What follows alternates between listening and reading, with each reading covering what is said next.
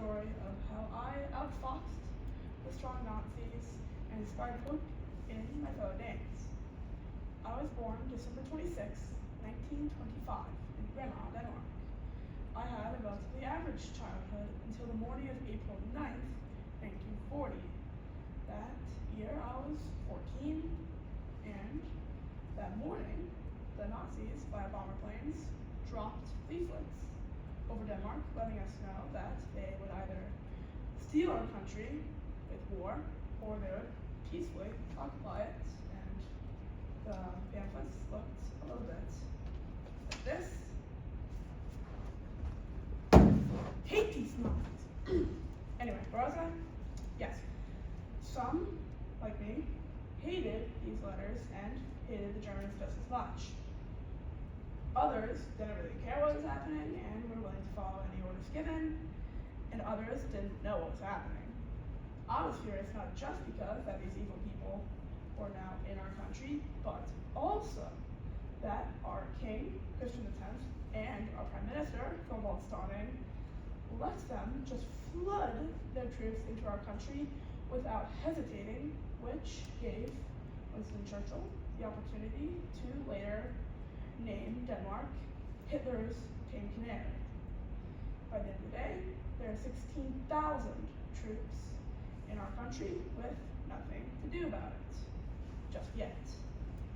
Around Christmas of 1941, a couple like-minded classmates and I decided to form a club with a meeting in my brother's room.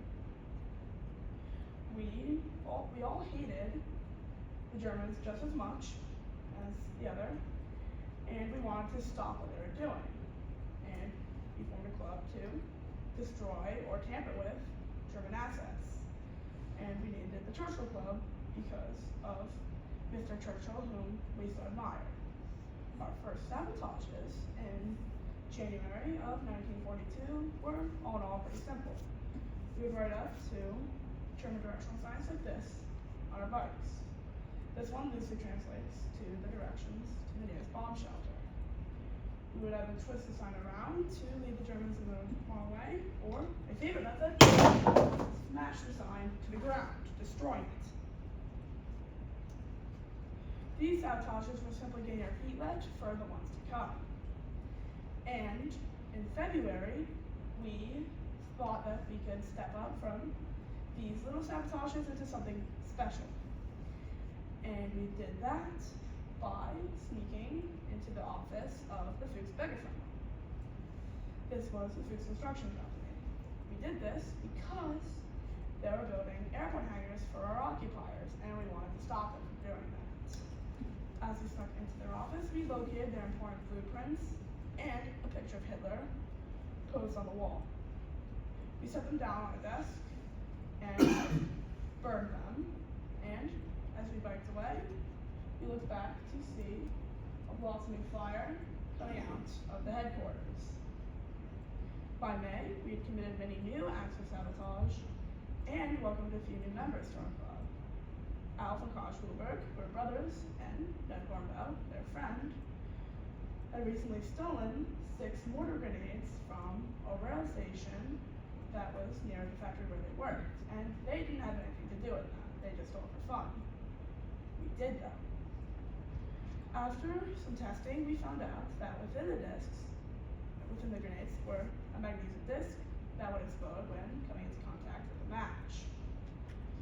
One night, we slipped into the Banaga, or Yellow Railroad Yard, to explode boxcars that were in a line. Gardner and I each picked one that was near the middle, hoping to explode the rest, as we just exploded those two. And we each put in a magnesium disc in a match. As it exploded behind us, we biked away yet again and looked back to see the German soldiers that we outsmarted in the chaos, and Danish firefighters trying to put it out. But the days afterwards, our club started to experience some shortcomings.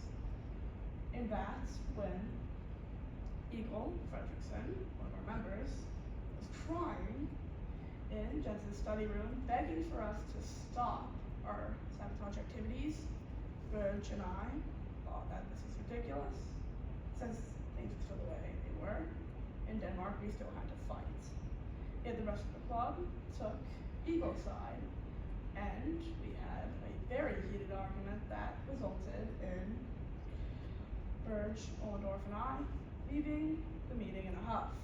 And even worse than turmoil, we were finally arrested a couple days later. One night, a partner and I slipped into the diner, cafe hole, and we sped to the coat closet that was on the second floor. We found a German soldier's Luger, and we stole it from that closet, and we ran away.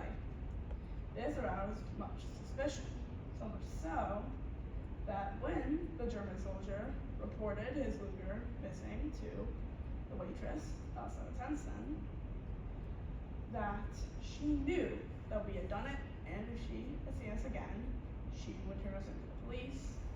And that happened just a couple days later when Osmana and I were talking in front of her school. She was walking by and saw the both of us. She recognized my tall stature and hair, and she turned us into the police, and eventually our entire club was rounded up and sent to jail at the Nyberg State Prison, Nyberg Saxfonville. In the years later, when we were released, we had seen beautiful changes in our society. People thought like us, and there were many new resistance workers in Denmark. People knew how bad Hitler was, and they were trying to stop him. And it was amazing to finally see our fellow Danes acting correctly. And even better than that, on May 5th, 1945, at exactly 8 a.m., the Nazis were forced back to their walls in Berlin, where they couldn't occupy us anymore. And finally, what all the resistance workers had been fighting for, Denmark, belonged to Denmark, once again. Very much. Okay.